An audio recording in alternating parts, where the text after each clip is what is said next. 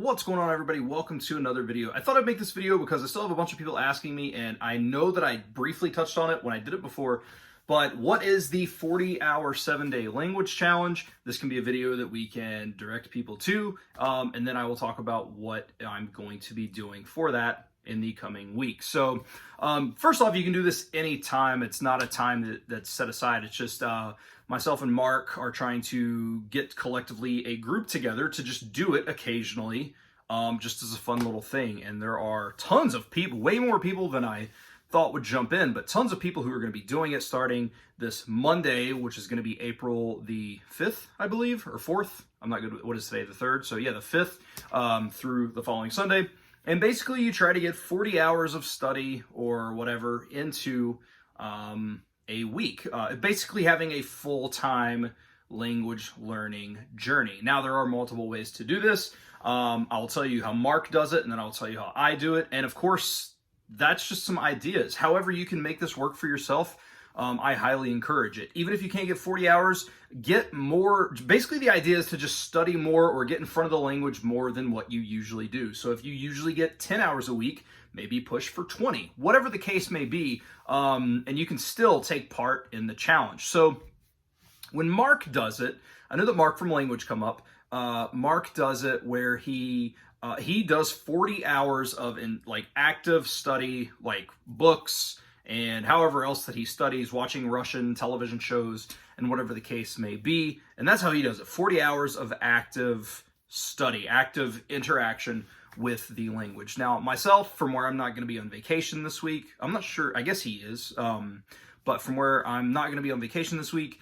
and when I do it, I always do a split of 20 and 20. And what I mean is I do 20 hours of active study where I'll be trying to do some sort of flashcards or use whatever software you like. If you like Duolingo, pop it on for 5 or 10 minutes. Use Drop, whatever it is that you use, plus immersion and stuff like that. So 20 hours of active learning, and then 20 hours of passive. And what I mean by that is just while I'm at work, having some sort of podcast, or perhaps like when I was doing it for Japanese, which I'm not sure if I'm going to do it for Japanese or not this coming week, but we'll get into that later. But what I would do when I was doing it for Japanese is I would have Japanese, especially a TV show that I had already went through the subtitles and just listened to, and that way it was familiar, but I was just getting Japanese content inside my brain at all times. And I would always cap it off. Personally, I would cap it off at 20 hours. A lot of times it would go over 20 hours of how much I passively listened, but I didn't want to have over half of my time counted by like passive. I wanted at least half of it to be active. So, but yeah, it's that's pretty much it. And like I said, you can do whatever variation you want. Even if you only have, a couple of hours here or there, the idea is to just simply get a little bit more of the language in front of you, or maybe a lot more depending on the situation, but in front of you, and just prioritize, just this week alone, prioritize your language learning over just about anything. And again, if you don't think you can do it this coming week, you don't have to do it the next week or the week after. Like I said, just get in front of stuff and see if you can get a little bit more of the language in front of you. You can use the hashtag, it's hashtag 40D or 40H7DLC, 40-hour 7-day language challenge. And make sure that if you're doing it, make sure you tag myself, which is at Seabolt Speaks, and Mark, which is at Language Come Up on Twitter and Instagram, because we love seeing that people are doing this. And I think that people really, I know that I've had great results with it. Mark has had really good results with it too.